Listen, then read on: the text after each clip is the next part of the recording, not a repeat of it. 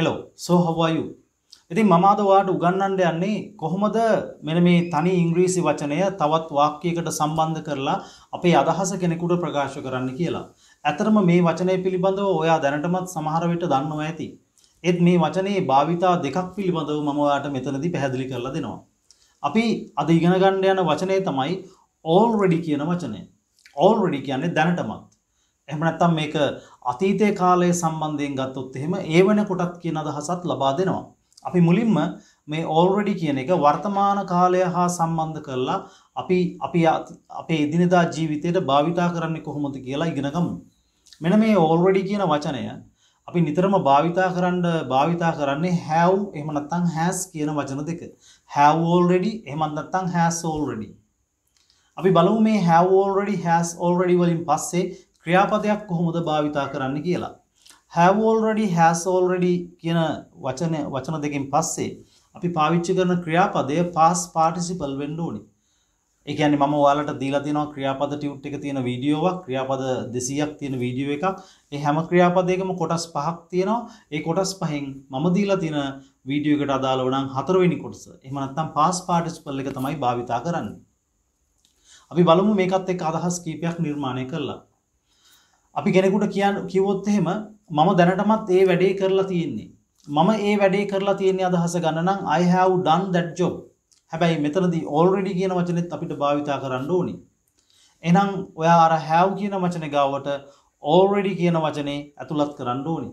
එහෙනම් I have already done that job. I have already done that job. මම දැනටමත් ඒ වැඩේ කරලා තියෙන්නේ.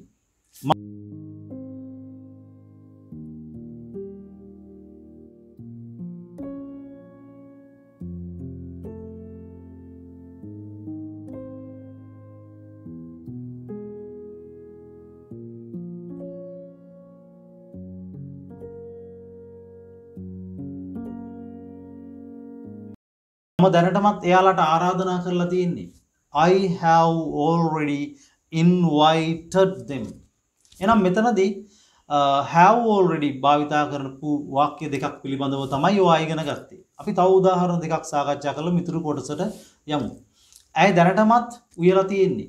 She has already cooked. She එතකොට have නෙමෙයි අපි පාවිච්චි කරන්නේ has. She has already cooked. ඇය දැනටමත් උයලා තියෙන්නේ. ඔහු දැනටමත් එහි ගිහිල්ලා ඉන්නේ. He has already gone there. He has already gone there. එහෙනම් මෙතනදී මම භාවිතා කරා පළවෙනි වාක්‍ය දෙකට have already. දෙවෙනි වාක්‍ය දෙකට has already. ඊට පස්සේ පාවිච්චි කරපු ක්‍රියාපද මම පාවිච්චි කරේ past participle වලින්. මෙහෙනම් මේ කාත් එකද have already භාවිතා කරන්නේ. I, you, we, they, friends, teachers, doctors ඔයගේ බහුවචන නාම පදත් එක්ක තමයි අපි have already භාවිතා කරන්නේ. එතකොට she, he, it, amal, nimal, father, mother, brother, sister ඒ වගේ ඒකවචන නාම පදත් එක්ක අපි භාවිතා කරනවා has already. ඊළඟ වාට පැහැදිලි ඇති කොහොමද මේ කොටස් භාවිතා කරන්න කියලා. have already එහෙමත් නැත්නම් has already. have already වලින් පස්සේ එහෙම නැත්නම් has already වලින් පස්සේ අපි භාවිතා කරන ක්‍රියාපදය past participle කරන්න ඕනේ. එහෙම නැත්නම් මම ඔයාලට දීලා තියෙන verb list එකට අදාළව නම් 4 වෙනි කොලම් එකෙන් තියන්න ඕනේ. අපි බලමු තව උදාහරණයක් සාකච්ඡා කරලා උදාහරණ කීපයක් සාකච්ඡා කරලා අපි බලමු. ඔයාට කියන්න ඕනේ වුණොත් එහෙම ඔහු දැනටමත් අපිට අවවාද කරලා තියෙන්නේ. He has already advised us. මම දැනටමත් එයාලට අවවාද කරලා තියෙන්නේ. එතකොට I have already advised them. මම දැනටමත් ඔවුන් එක්ක සාකච්ඡා කරලා තියෙන්නේ. I have already discussed with them. එයාලා දැනටමත් අපේ මුදල් හොරකම් කරලා තියෙන්නේ. They have already stolen our money. They have already stolen our money. ගුරුතුමා දැනටමත් පන්ති ආරම්භ කරලා තියෙන්නේ. The teacher has already started the class. The teacher has already started the class. තාත්තා දැනටමත් කුඹුරු හාලා තියෙන්නේ. Father has already plowed the paddy field. Father has already plowed. Hala adhasa denne plowed waliන් plowed the paddy field kumbura. Father has already plowed the paddy field. මම දැනටමත් මගේ අදහස කියලා තියෙන්නේ. I have already told my idea. I have already told my idea. මම දැනටමත් මගේ අදහස කියලා තියෙන්නේ. ඔහු දැනටමත් ගොඩක් මුදල් හම්බ කරලා තියෙන්නේ. He has already earned much money. He has already earned much money. ඇය දැනටමත් රාත්‍රී කෑම සූදානම් කරලා තියෙන්නේ. She has already prepared dinner. She has already prepared dinner. ඇය දැනටමත් රාත්‍රී ආහාරය සූදානම් කරලා තියෙන්නේ. පුතා දැනටමත් ගෙදර වැඩ කරලා තියෙන්නේ. Son has already done homework. Son has already done homework. පුතා දැනටමත් ගෙදර වැඩ කරලා තියෙන්නේ. ඔවුන් දැනටමත් ඒ ඉඩම විකුණලා තියෙන්නේ. They have already sold that land. They have already sold that land. ඔවුන් දැනටමත් හොඳට පුහුණු වෙලා ඉන්නේ. They have already practiced well. They have already practiced well. ඔවුන් දැනටමත් හොඳින් පුහුණු වෙලා ඉන්නේ. ඇය දැනටමත් රෙදි හොදලා තියෙන්නේ. She has already washed clothes. She has already washed clothes. ඇය දැනටමත් රෙදි හොදලා තියෙන්නේ. එහෙනම් ඔය දැනටමත් යම් දෙයක් කරලා තියෙන්නේ අදහස ගන්න තමයි අපි have already, has already කියන වචන වලින් පස්සේ ක්‍රියාපදය past participle වලින් භාවිතා කරේ. එහෙනම් ඔයාලට පැහැදිලි ඇති කොහොමද මේ already කියන තනි වචනය වාක්‍යයක් ඇතුළට දාලා අපි අපේ අදහස් ප්‍රකාශ කරේ කියලා. එහෙනම් අපි මේක අතීත කාලයට අරගෙන ගිහිල්ලා බලමු. එතකොට අදහස දෙන්නේ දැනටමත් කියන එක නෙමෙයි ඒ වෙනකොටත් කියන අදහස. අපි උදාහරණ කීපයක් අරගෙන බලමු මේකට කොහොමද භාවිතා කරන්න කියලා. මෙතනදී I, you, we, they, she, friends, teachers, doctors ඔය ඕනම නාම පදයක් එක්ක අපි භාවිතා කරන්නේ had already. already කියන වචනෙට ඊට කලින් had එකතු කරනවා. ඊට පස්සේ මෙතනත් ක්‍රියාපදයේ past participle එහෙම නැත්නම් මම අර දීලා තියෙන මගේ verbs තියෙන ක්‍රියාපද වීඩියෝ එකේ නම් 4 වෙනියට තියෙන කොලම් එකේ තියෙන tute ක්‍රියාපදේ තමයි පාවිච්චි කරන්නේ. එතකොට අදහස දෙන්නේ ඒ වෙනකොටත් කියලා. අපි උදාහරණ කීපයක් සාකච්ඡා කරලා බලමු. එයාලා ඒ වෙනකොටත් ඇවිල්ලා හිටියේ. එයාලා ඇවිල්ලා හිටියේ නම් they had come. ඒ වෙනකොටත් already. They had already come.